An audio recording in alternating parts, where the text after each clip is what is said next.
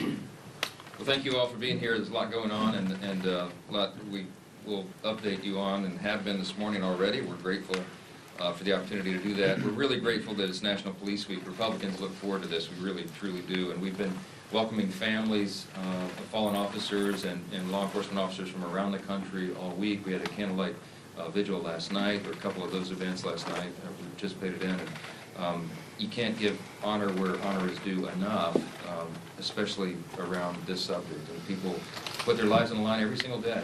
The numbers are staggering. After the candlelight vigil last night, we went, as Sheriff Rutherford mentioned, Representative Rutherford mentioned, we went to the National Law Enforcement Memorial this morning, and it was misty, and the weather was sort of appropriate because it's when you walk that place and you see the names of more than 24,000 officers whose names are etched into stone there, it really moves you. We lost 345 fallen heroes this year alone. It'll be etched into the memorial. So there were many officers out there and just paying their respects, and we placed wreaths as some small token. But look, I come from a first responder family, and I know that sacrifice. I grew up at the Fire and Police Training Academy in my hometown of Shreveport, Louisiana, because my dad was a training officer. He was on the fire side of it, and he also worked the line. And when I was 12 years old, he got burned in an explosion on the job. 80% of his body, third-degree burns. He had a 5% chance to live, 5%. He came back miraculously and survived, but he was terribly disabled for the rest of his life. And his co-captain died in that fire. They're on the hazmat team. And I watched the sorrow that his family, his young family went through, the children left behind, his spouse, his wife. And I learned at a young age the profound sacrifice that people make. And we have to keep that in perspective. We have to stand behind those who are willing to do that for all the rest of us. And the House Republicans will stand with law enforcement. We definitely do have their back in every way, and we're glad to show it. So thank you for your service. Thank you for your service, David, everybody who does that. My Capitol Police team, my security team, I spend more time with them than I spend with my family and friends and everybody. And they become like family to us, and they do a heroic job. So we're so grateful. Can't say it enough. They deserve our gratitude, and they deserve our respect, and I wish all of our House Democrats agreed with that. They show with their actions that they don't, And we got to talk about what happened in New Jersey.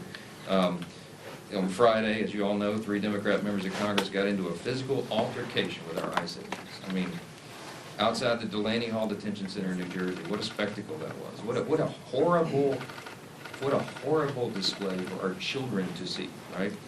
Amid a long list of shameful and embarrassing episodes this year, that altercation, I think it takes the cake. I think it's a new look for congressional Democrats. Instead of condemning the action, of course, the Democrat leadership in the House sent out a statement of support.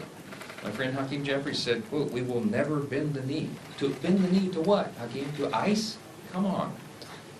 The reason the Democrats were even at the detention facility is equally concerning. The purpose was they were there demanding to shut down the detention facility. Now look, here's who's housed in the detention facility. Violent gang members, rapists, and murderers. They want to shut it down. We already know that Democrats support open borders. They support MS-13 gang members. They go visit them in jail. They want to allow illegals to vote. But this really is a new vote. Republicans want to detain and deport criminal illegal aliens. Democrats want to empty the jails. Could you have a stronger contrast than that right there? We don't need less detention beds and facilities. We need much more. And that behavior is just unacceptable. We're grateful to U.S. Attorney Alina Habba in New Jersey. She's opened an investigation into this matter, and that legal process will play out.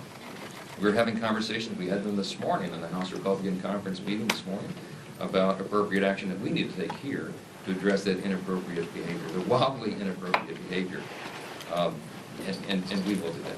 Let me just talk about reconciliation real quick. Look, this is the bill's coming together, as you've heard. The last 3 committees are reporting out today. Everybody in this room, I know, gets fixated on a few final details about all this, but I think it's important to just state one more time what we're achieving through reconciliation. This will be one of the most consequential pieces of legislation ever passed by the United States Congress. It is large, it is comprehensive, and it deals with reconciling the budget in a way that will be fiscally responsible. We're going to slash taxes, including on tips, overtime, Social Security for seniors and job creators, restore American energy dominance, as you've heard, secure our border, and deport illegal aliens. We're going to eliminate waste, fraud, and abuse, return to peace through strength, and reduce spending all at the same time. And I put reconciliation on an aggressive timetable back in January. I said that we would try to do this as quickly as possible. We're still on target to hit that Memorial Day deadline, which people balked at when we first said it. The American people are counting on us to get this done, and get it done quickly, and we're on target to do it. President Biden left virtually every area of public policy in disrepair, and it is incumbent upon Congress to fix it and pass laws that cannot be easily undone or overridden. We're working around the clock to build that consensus to get 218 votes and deliver on President Trump's America First agenda so the American people can really begin to feel relief. And as we're working to get this done, House Democrats are working overtime to deceive the American people about this. We've discussed it already this morning, but they're not talking about what the bill actually does. They're using talking points that are pretty stale.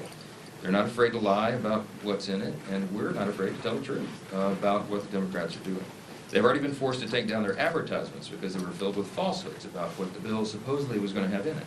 You probably saw last week, they're at it again. They released a CBO report, so-called, that claims that our legislation cuts many millions of Americans out of Medicaid. It's obviously demonstrably false. Other outlets have reported on this, okay? They included policies that are not even in the legislation. How could they have done that? Because they released the report before the bill text was issued, okay?